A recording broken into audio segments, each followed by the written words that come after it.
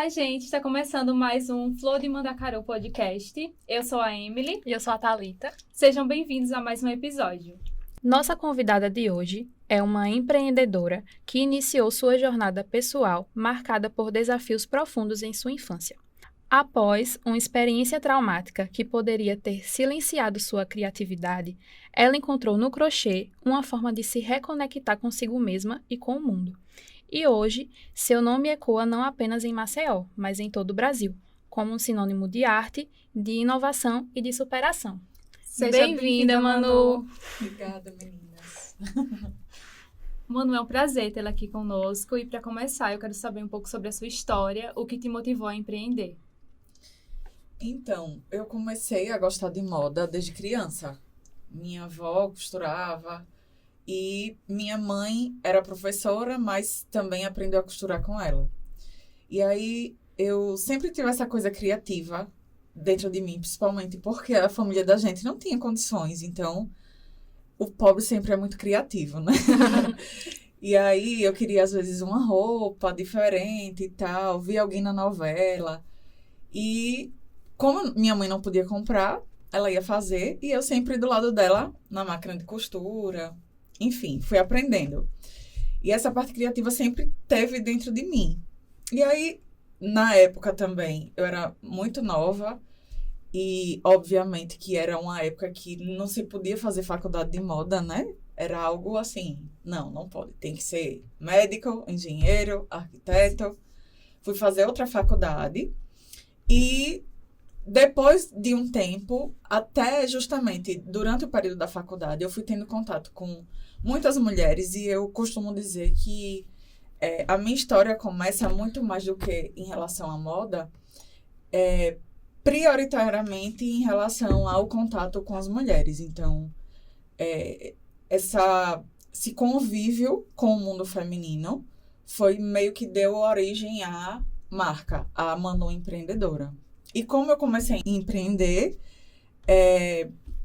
eu trabalhava já na minha área, mas como meu pai e minha mãe, eles tinham esse tino de comércio, eu sempre fui apegada a dinheiro. E aí todo mundo chega aqui e conta uma história bonita, né, de como começou a empreender. Eu queria dinheiro. E aí eu com 14 anos eu comecei a trabalhar e gostar da grana. E aí, quando eu me formei, eu ficava pensando, meu Deus, eu vou viver o resto da minha vida, tipo, até 60 anos, ganhando esse salário. Não quero. Então, eu fui trabalhar com produção de moda, fazer os arranjos que eu podia para ter uma grana a mais do que só o trabalho. Então, acabou fluindo para ter a minha própria marca, porque, na verdade, Manu, você sonhava em trabalhar com moda, você sonhava em ter uma marca. Não era meu sonho, eu fui sendo levada pelas minhas prioridades, que era ter uma vida melhor, dar uma vida melhor para minha família. E aí, obviamente, a gente vai estudando e percorrendo esse caminho. Perfeito. A gente quer saber o que te inspirou a incorporar elementos do design nordestino e alagoano nas suas peças. Então, isso era algo que eu já sentia falta na moda como um todo, né? A moda sempre foi sulista, sudestina, nunca foi nordestina. E a gente vê isso agora, mas marcas como, por exemplo, Vera Arruda, 30 anos atrás, tentou inserir elementos nordestinos na moda que acabou morrendo ali quando a marca dela se foi, né? Que ela faleceu há um tempo atrás, morreu muito nova, inclusive, mas era uma mente pensante e criativa e ambiciosa em relação a levar o Nordeste para esses outros centros. E de 11 anos para cá, não só a minha marca, mas também um grupo de marcas daqui de Alagoas e de outros lugares do Nordeste, que foram justamente indo contra essa corrente de bater o pé e dizer, não, existe moda, existe arte, existe artesanato, existe a arte popular nordestina. E aí, minha mãe é professora, como eu já disse, e ela era professora de artes, e ela é formada em artes. Então, desde criança, era o respiro da minha vida, era o folclore, os foguetes. Minha mãe me obrigava a dançar quadrilha, coco de roda todo ano. Ninguém merece, mas eu amava, assim. Enquanto todo mundo ia obrigado, eu ia Se tivesse mais dança, era baiana, maracatu, era daquela das fitas que eu esqueci agora o nome, ia todas. E isso foi meio que a minha vida inteira. Então, eu cresci e a gente sabe que a infância é crucial, né, para se inserir nesse meio cultural, que é o momento em que aquilo vai ficar para sempre marcado. Então, eu acho que foi meio que isso, assim. Eu respirava isso desde criança e via na moda que a gente consumia na minha adolescência, por exemplo, nos meus 13, 14, 15 anos, sempre aquela coisa do, é o skatista, é o roqueiro. Mas sim, por que não pode ter como tem hoje, né? O rock maracatu, por que não pode ter elementos da cultura nordestina inseridas na moda também? Então, eu sentia falta disso, sentia falta dessa moda, e foi por isso que não só eu, né, mas outras marcas daqui, do Nordeste todo, fomos tentando colocar isso na mente das pessoas, principalmente na mente das pessoas daqui, né, que consumiam essa moda de fora e que precisava ter uma moda nordestina boa para poder ter vontade de consumir. Quais os materiais e técnicas tradicionais da região você costuma utilizar nas suas criações? Eu já testei várias técnicas. Hoje, a que eu mais me adaptei não é especificamente nordestina, como o filé tradicionalmente. Ele, inclusive, é patenteado pelo INPI, né, como alagoano, o filé alagoano. Eu uso o crochê, que é uma técnica francesa. Na verdade, nem se sabe de onde surgiu o crochê, porque existem vários estudos que dizem que antes, na Idade da Pedra, as pessoas já entrelaçavam fios. Mas que, geralmente costumo dizer que o Nordeste, ele conseguiu fazer com que o crochê saísse daquele mood dos anos 70, hippie, para fazer parte realmente das casas das pessoas, né? Toda casa... Talvez na casa de vocês, vocês são bem mais novos, não tem. Mas, por exemplo, eu vivi com os paninhos de bandeja de crochê. Na minha casa tinha. Lá em casa tem. Jogo americano de crochê. Jogo americano de crochê. As colchas das camas eram tudo de crochê. E por que não roupas de crochê? Como eu sabia fazer, era uma das técnicas que eu mais gostava, porque eu sei fazer todas as técnicas. Como você falou, você, né, no caso, falou do acidente que eu sofri quando eu era criança, tinha 11 anos. Eu passei 1 ano praticamente sem poder andar, internada e tal. E aí existia a terapia ocupacional, que os terapeutas ocupacionais e os psicólogos indicavam para que eu aprendesse. Então, tanto minha mãe quanto minha avó, como elas tinham esse tino, elas me ensinavam. Então, eu sei fazer tricô, sei fazer bordado, sei fazer ponto cruz, sei fazer crochê, sei fazer macramê. Tudo que seja manual, que é a minha verdadeira paixão, né? Hoje, obviamente, eu não consigo ter uma marca exclusivamente com produtos manuais, porque eu preciso de fluxo de venda, mas toda a coleção tem pelo menos 30% de algo manual, de alguma técnica. O crochê, eu hoje, depois de muito quebrar a cabeça, foi o que eu mais me adaptei. Então, como eu disse, não dá para perder dinheiro. Então, é o que... vai mais fácil, o que eu sei fazer. A produção falhou, eu fico lá minhas madrugadas fazendo e a peça vai estar pronta no outro dia. Então, como eu sei fazer, como eu sei manipular, como eu sei manusear, foi mais fácil para que eu pegasse prática. Eu já são mais de 10 anos na área, né? E por isso que hoje é a minha técnica preferida e escolhida para ter em todas as coleções. Mas eu também uso tingimentos manuais, já usei muito. Hoje eu uso a serigrafia também, que é um tipo de estamparia manual, feita à base de água. Os produtos que eu uso geralmente não tem plástico, não tem poliéster, inclusive as tinturas. Os tecidos são, no máximo, artificiais, nunca sintéticos. Então, uso essas técnicas que não são exclusivamente nordestinas, mas que representam muito o Nordeste. Que bom. Como você acredita que sua marca ajuda a promover a cultura nordestina e alagoana? Então, eu acho que foi um pouco de sorte também. Porque a gente costuma dizer que a gente tem aquela síndrome do vira-lata, né? Que as pessoas que estão perto da gente nunca valorizam muito a gente. E isso tem um pouco de verdade. Eu já sofri muito com isso. Hoje, eu penso que vai valorizar quem tem que valorizar. Mas eu já sofri muito. Tipo assim, minha melhor amiga, em vez de comprar comigo, eu comprava na Zara. Tipo assim, sabe? E aí, o que acontece? Na época, eu coloquei na minha cabeça que eu queria achar esse nicho. E na época que eu comecei, foi quando o advento do Instagram começou. Então, eu ainda participava de feiras, de feirinhas, e fui ali também fazendo feiras de negócios grandes, como o Minas Trend, por exemplo, que é a maior feira de negócios de moda da América Latina. Eu acho que eu fiz 3 ou 4 edições antes da pandemia começar. Então, assim, eu sempre ia para esses lugares onde tinha esses movimentos de feiras e acabei fazendo clientes que não eram daqui. E aí, o que é que acontece? Quando a gente está nesses lugares, que é o desejo do morador do Nordeste, digamos assim, ter as coisas de lá, então as pessoas aqui começaram a dar valor. Então, eu acho que foi meio que isso, assim, tive que ir para fora, fazer curso fora, porque na época também não tinha aqui, então isso meio que enchia os olhos das pessoas daqui, e que hoje, até a pandemia, 70% dos meus clientes não eram de Maceió. Hoje, 70% são de Maceió. E, obviamente, que isso cresceu. Assim, hoje eu tenho 1.000 clientes em Maceió.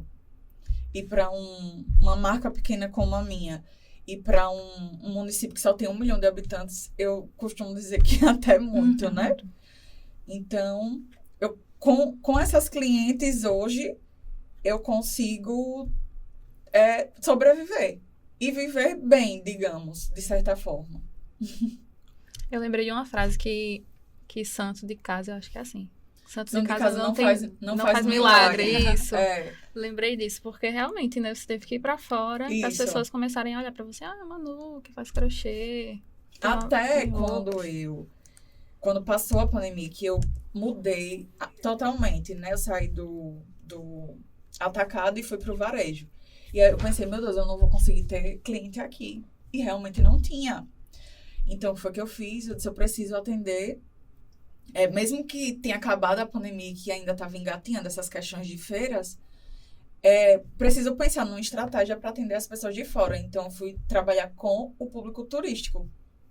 Então, por isso que eu abri uma loja em Milagres, que a gente fechou agora no começo do ano, porque o pai adoeceu e tal. E como a minha empresa é bem familiar, isso mexeu muito, né? E aí, inclusive, o dono do ponto lá tinha pedido ponto, eu uni o útil ao agradável e fechei a loja. Mas eu passei, 3 anos com a loja lá de Milagres e a gente basicamente só atendia clientes de fora. Então, eu ainda vendo muito para essas clientes que eu fiz lá, pelos correios. Pronto, agora mesmo no final do mês eu vou buscar o tecido em São Paulo e vou levar um monte de encomenda de clientes de lá que eu conheci na loja de Milagres. Então, acaba que com essa loja, as pessoas daqui também se encantaram. Tipo, parece brincadeira, mas é assim.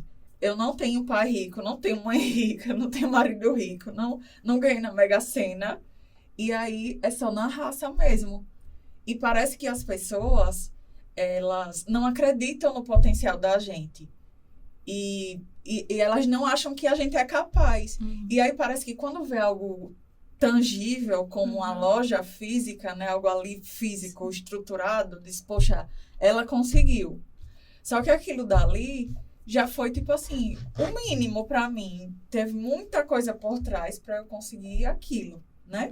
E muito antes, na verdade. Mas as pessoas que estão aqui, né? Que estão próximas, parece que elas precisam dessa prova, né? Social, digamos, para consumir o seu produto, porque só daquele jeito é que parece que ela é capaz. E tá tudo bem. Como eu disse, eu já sofri muito com isso, né? Com esses pensamentos e tal. Hoje, como eu disse, eu demito clientes. Tem cliente que não é legal, que eu não atendo. E tem gente que fala, às vezes, ela não me atendeu e tal, e é isso, não atendo. Então, né? Bye. Beijo. Eu ia falar sobre a questão de Maceió, né? Porque a gente vê em outros estados que as pessoas valorizam mais a cultura Sim. e as pessoas que são empreendedoras. E aqui em Maceió a gente vê isso, que elas, as pessoas, nós, né? Nós Sim. não temos esse tato de conhecer a nossa cultura, de querer expandir para fora, né? Do estado.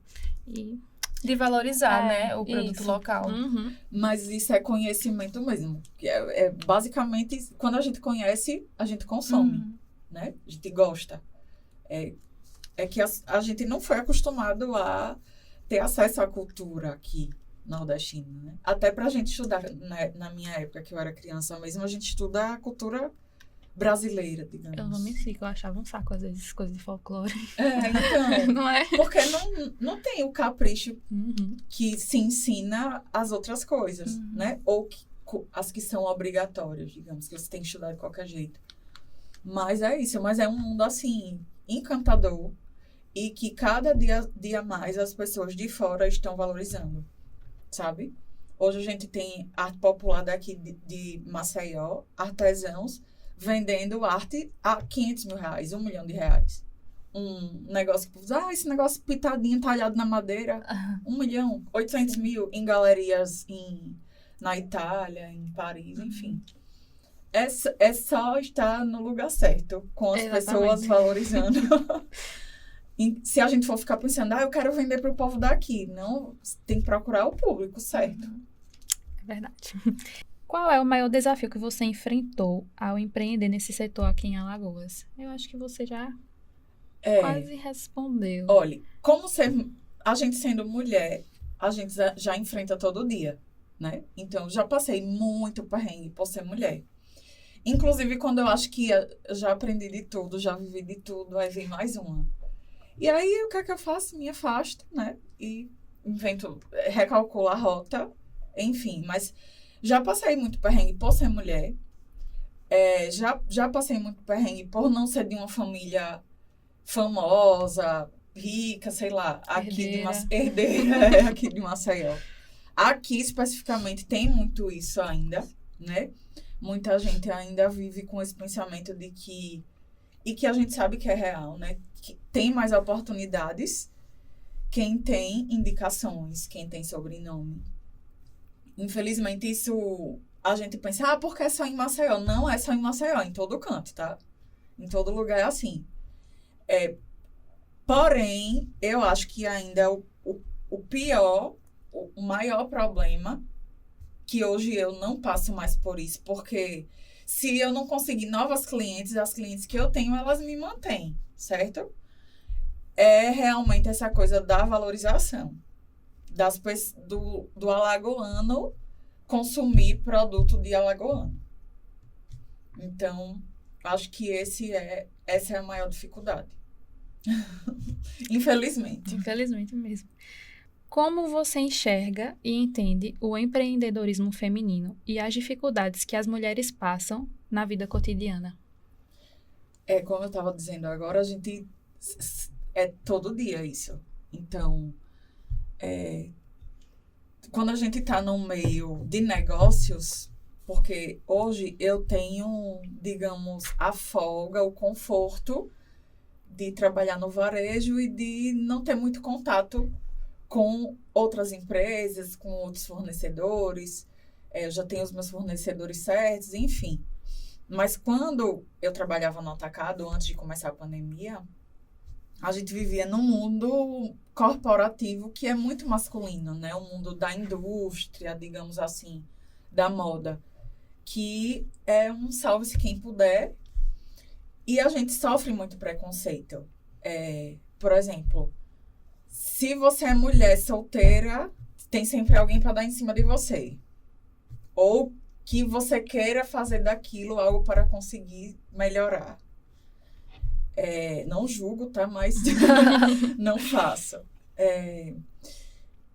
Outro ponto, além disso, as próprias mulheres. Então, não só homens, porque essa parte da indústria têxtil ainda é muito masculina, por incrível que pareça. As pessoas acham que não, mas é muito masculina. As cabeças das grandes indústrias, das grandes associações ainda são muito masculinas.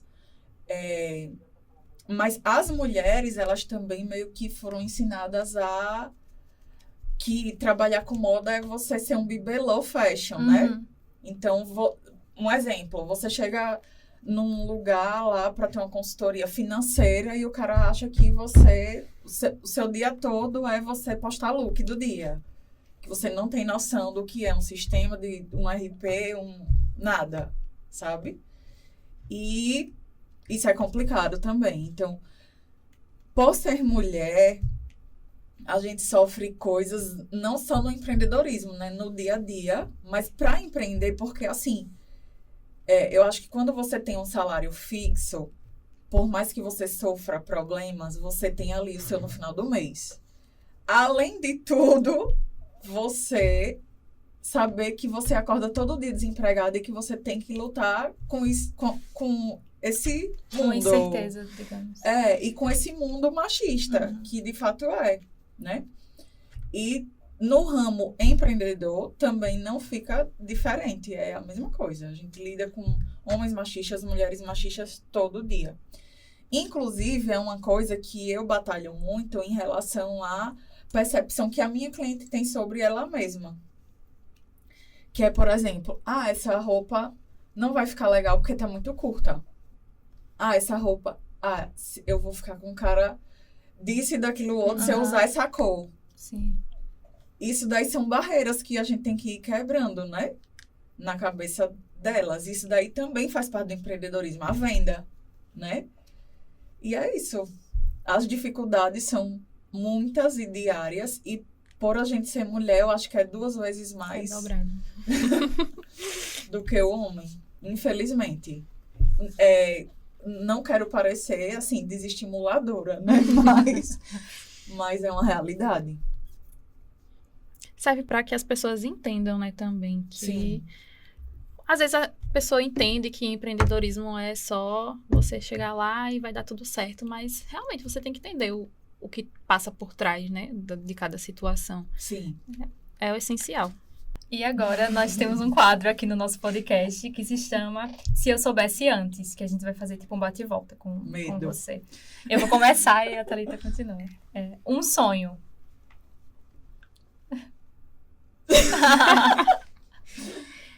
Um sonho, trabalhar menos. E ganhar mais dinheiro. E ganhar mais dinheiro, com certeza. Uma realização.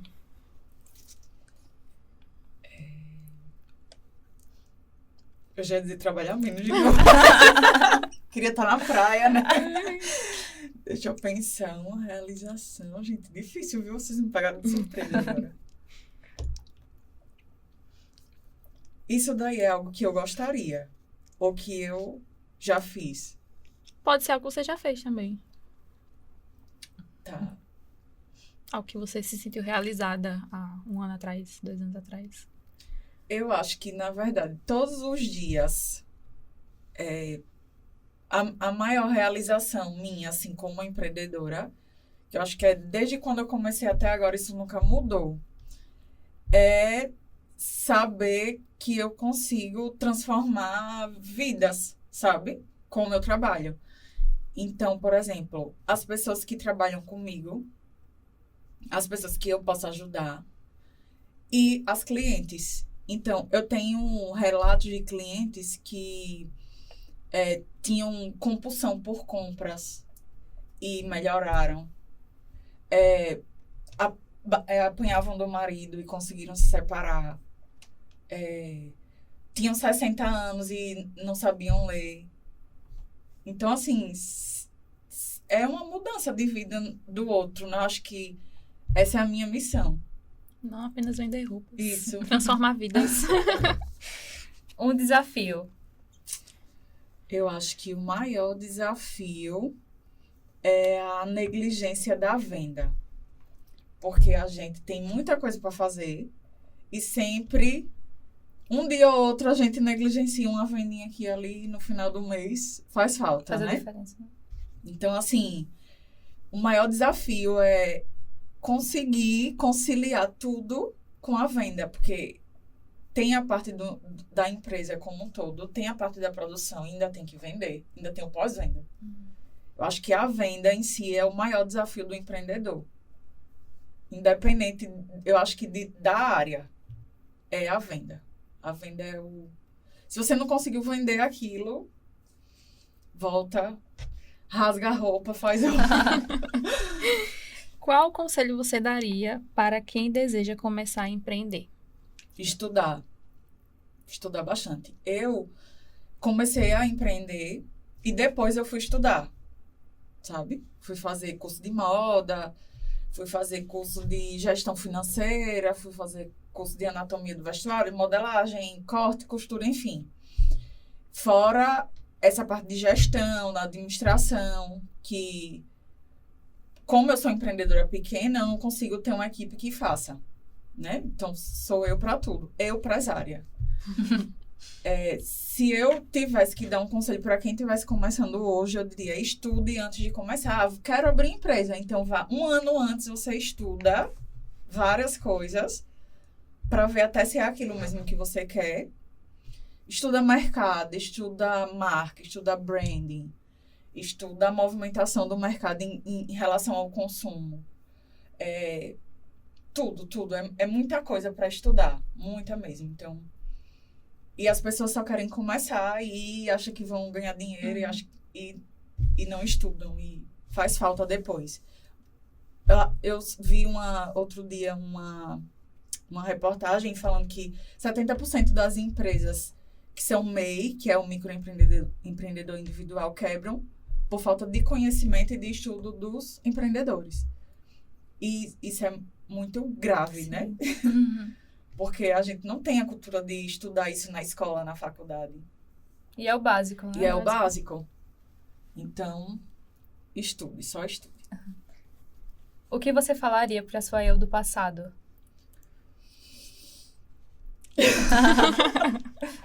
Pegue mais leve. Eu hoje estou tentando recuperar o tempo que eu só vivia pro trabalho. E perdi muita coisa. É isso. Peguem leve, gente. Agora esse momento para você fazer suas considerações finais, falar um pouco sobre a sua marca. Então, a minha marca, a Manu, que sou eu e que é também o nome da marca, é uma marca que já passou por vários momentos e que ela vem me acompanhando, né? Então, hoje ela traz essa leveza, essa calma. Eu quero estar mais livre para viver com a família, com os amigos. E é para esse tipo de mulher que eu faço roupa, né? Para a mulher que está junto comigo nessa caminhada, nessa intenção. São mulheres, assim, que foram também amadurecendo comigo. Hoje a minha marca é para uma mulher um pouco mais velha, 35 mais, digamos. Apesar de que eu tenho muitas clientes mais jovens. Mas são mulheres que estão meio que nessa pegada, sabe? Dessa vida mais livre, mais leve, mais praiana, que tem a cara da gente, né? E é isso. Eu pretendo continuar tocando nessa ferida, entre aspas, né? Do que é artesanal, do que é manual e do que é alagoano e nordestino. Então, todo mundo que se interessar por esse tipo de moda, me acompanha e compra umas roupinhas. Fale lá diretamente pra câmera. Seu Instagram. Meu Instagram é @manubymanumelo. Geralmente sou eu que respondo. E no WhatsApp também tem lá um link. Eu envio o catálogo e comprem roupas. Perfeito. E agora a gente tem uma lembrancinha para entregar ela. Obrigada. Foi um prazer, Manu, ter você. Obrigada. Eita, já gostei, ó. E tá vendo? Artesanato. Filé. Filé. Obrigada, meninas. Vou abrir, pode, né? Pode. Agora... consegui.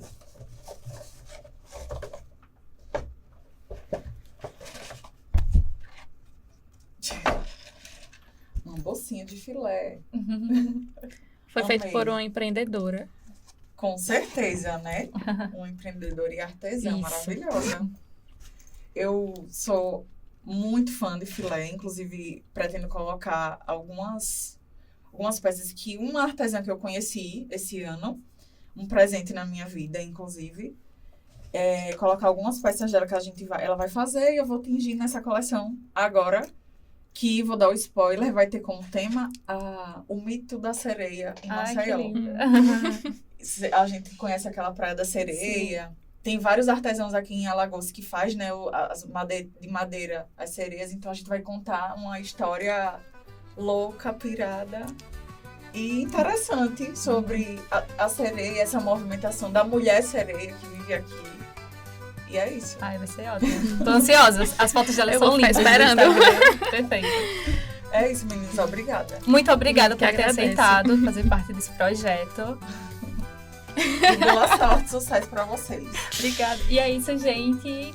Esse foi o nosso episódio de hoje. Até mais.